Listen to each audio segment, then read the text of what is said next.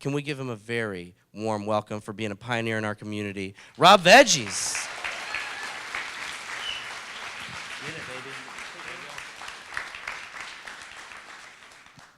All right, so who has actually seen the Oregon Trail or played the Oregon Trail game? If you have, go ahead and raise your hands. Nice, okay. So for the people who haven't, the Oregon Trail was a game when I was younger that we would play and actually fight over in class, because this was before apps. Before you can download something to your phone, this is all we had. So we were fighting just for 20 minutes to get on a computer game to travel from Missouri all the way to Oregon. But along the journey and along the way, they dealt with a lot of different issues during that time. Your wheel might fall off. You would kill 200 cattle, but you would only use 50 cattle. You would end up diving into a river somehow. You would end up all these different ways that you can die. It was incredible. It was amazing. It was crazy at the same time. I don't think I should have been 7 years old finding out how I could die. But to the same extent, times have changed. So what I want to talk to you all about today is the Trap Garden Trail. So this is something about our journey, how we've gotten to where we are today, and the process that it kind of took for us to get there, okay? So when I got approached and asked to do this as a pioneer, I thought to myself, what exactly is it that makes me a pioneer? It's a lot of people in the same space doing what we do. We do a lot of community gardens. We do a lot of educational programming around healthy food initiatives. So what was it that separated them from me? And then I ended up finding this quote, and it said, it doesn't have to be something that no one's ever done before. It just has to be something that you haven't done yet. And for me, this was definitely it. Because in my time, I had never, ever in my life gardened anything prior to 2.5 years ago. I'm no expert in the space. I ended up just getting involved with a lot of great people who were able to share that knowledge and information for me. So my journey has definitely been the true journey of a pioneer, like a lot of you are. So let me hear you all say passion. See, no, we definitely not going to do it like that this morning. So close your eyes real quick. Close your eyes real quick. Imagine the thing that you care most about, that you would do anything for. And we're going to try this again. Let me hear you say passion. Passion is what keeps you up at night. That dream or that idea that you have that you just can't let go. When it's 3 in the morning and you just wake up and you have to get straight to it and get straight to work. So what is it that makes me passionate about what I do? It's the city that I'm from, and it's the experiences that I've had in my lifetime. So I'm from St. Louis, Missouri. I'm definitely the product of a food desert environment. And for you all who don't know what a food desert is, you have no immediate access to a healthy grocery store. So it might be a grocery store, but they definitely don't have anything that's going to be good, nutritious, and affordable for you. So in my community, every day when I would wake up and I would walk to school, literally everyone in my neighborhood went to the same exact corner store. We all walked to school, from elementary all the way through high school. And outside, you would see a long line of kids. And what were they purchasing? What were they buying at this time? They were buying Doritos with chili and cheese. This is really a thing in St. Louis. It's really popular, especially right now. They were buying donuts that were filled with everything that you did not put into your body. And the last thing, my favorite actual item that I used to purchase was an item called Fruities. These are Fruities. If you don't know what Fruities are, we also call it penny candy. So for penny candy, I can get a huge bag of these for 50 cents or less. And to really get a greater understanding for you all who have not maybe had Fruities before, you had this before, if you have not, raise your hand. Guess what? I brought some for all of you all. So if you can pass out what I brought in today, just take a few, get a taste now or later, but this is literally what I was putting into my body before the first bell rang at school. So whatever teacher had me and my friends, I felt real sorry for them because we were off the wall. We were off the chain nonstop, bouncing back and forth. And as soon as that last bell rung and it was the end of the day, guess what we were doing? Lining right back up at that candy store, that corner store, putting the same items back into our bodies. So let's go ahead and fast forward real quick. Let's get to Nashville. So I moved to Nashville to attend Tennessee State University. Now guess what? I ended up finding myself in another food desert community.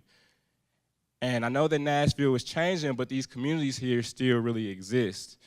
While I was not seeing college students who were lining up outside of corner stores, I still were seeing students at a lot of fast food restaurants because off of Jefferson Street at that time, that's all there was there. And the Kroger that was down the block didn't have anything that was gonna be really fresh, good, and healthy for my body. Now I understand, I'm a college student, right? You broke, you're supposed to be eating that, right? But I should at least have the option that if I want to eat healthy, that I can go somewhere locally within my community and be able to have it. And I didn't have that option. I graduated, got a good corporate job, started getting a little bit of money, so I'm like, you know what, I can drive to the nice neighborhood. I can go to this nice grocery store and buy all these items, but I started getting pissed. Really, really pissed off because why should I have to drive 20, 30 minutes away in order to get something that's good for me and healthy for my body? Why can't I create that same item in the community in which I stayed in? So I got involved with a community garden. And at this community garden, I ended up learning how to grow. But really when I got passionate about it was when I found out that there were other people who had the same actual experience. Because a lot of people that were coming out, because they didn't believe I did it. Like I said, prior to this, I had literally zero experience growing. I would see a trap house in my neighborhood before I would actually see a garden. And so they were like, what are you doing? What are you doing out here? They would come out, we'd start having conversations, and guess what? They ended up having the same experiences that I have. And in my life, trap music actually did a lot to influence my area, my environment, and my culture. So this is actually a rap lyric from one of the artists in which I listen to, and he says, and I remember flaming hot and cheese from the corner store. 2 slides ago, didn't I just say the same thing? And he's from Chicago. He's experiencing the exact same thing that I was experiencing. So I said, how can I package what I've been doing within this community garden and take it to other communities that actually need it? How can I empower them to learn how to grow and make them more sustainable and understand that you don't need a major grocery store, at least from those essential items, those fresh herbs, those vegetables that you need, and the passion, it came from the people. It came from seeing other people who needed this in their community and didn't have access to it. And for a lot of you all, whether you're an entrepreneur, you work for a corporation, you always put that passion forward in whatever it is that you're doing, because if you're not going to be passionate about it, then what's the point of doing it? So whatever it is that drove you to be in whatever arena of work that you're doing, you have to do it with passion. So I'm going to pause right here because I always get this question about what exactly does trap garden mean? Where did you get this name from? What is a trap house? I don't know what a trap house is. So for you all who do not know or familiar with, I see you sharing with your friend already, say, I'm going to go ahead and put you on game now before he says it. So an actual trap house is a place that someone might go within the community to go and purchase drugs. It's like a shotgun style house. It's one way in, one way out. But really, and I'm not condoning this, but it's that work ethic of a drug dealer, because you want these repeat customers coming back to you. So you're trying to put out the best possible product, although it might not be good for the body. You want to make sure that these people are running back for more. And with the Trap Garden, that's what I want to do. I want to create the best possible experience for anybody who is involved, any community that we engaged, to make them want to come back, want to create a healthy product, want to be able to eat healthier, at least have the option if they want to be able to say, hey, I can grow my own collard greens. I don't need to go down the block and try to figure out where I'm going to get it from. And so that was the motivation behind this, and that was the motivation behind the name. And there's a lot of creatives in the room. Whatever it is that you're doing, as you're putting your passion into it, put your own special name to it as well, because at the end of the day, it's yours. They don't like it, you can explain what it is. So service, that's one of the biggest things that our organization stands on, service. Now, I know that I'm the face of the organization, and that's cool and all. I like standing in front of you all and talking about it, but really, the biggest thing that I want you to understand is everything that we do is centered around our mission. It's not about me. It's about the people in the communities in which we're working in. Our tagline that stands directly in alignment to our mission is for you, for me, for us. When I'm in a garden space and I'm working hard to be able to develop something with community members, it's also for them. When I'm educating them and they're actually growing something and I'm seeing it producing some type of fruits from their labor, it's for me, because I understand that we're creating a greater community with each other. And whatever your mission is within your organization, always make decisions based on your mission. Lately, as we continue to grow, because we're still a young organization, 2.5 years old, we still try to make all decisions based in alignment with our mission. Even had to say no more often than yes lately because the people who want to partner with us might not be directly in alignment with our mission. There's no reason why we should ever partner with a fast food company. None at all, no matter how good that check looks, and sometimes it does look very, very good. It's not going to be, at the end of the day, benefiting the communities in which we're trying to serve. So always, whatever your personal mission is in life, whatever your organization's mission is, if it doesn't fall in alignment, maybe you don't need to be doing it. So every day when you're waking up, stay in line with your own personal mission. So when I say trap, you all say... Miss Brittany, you said they get loud. That wasn't loud. That wasn't loud. So we're going to try it again. When I say trap, y'all say...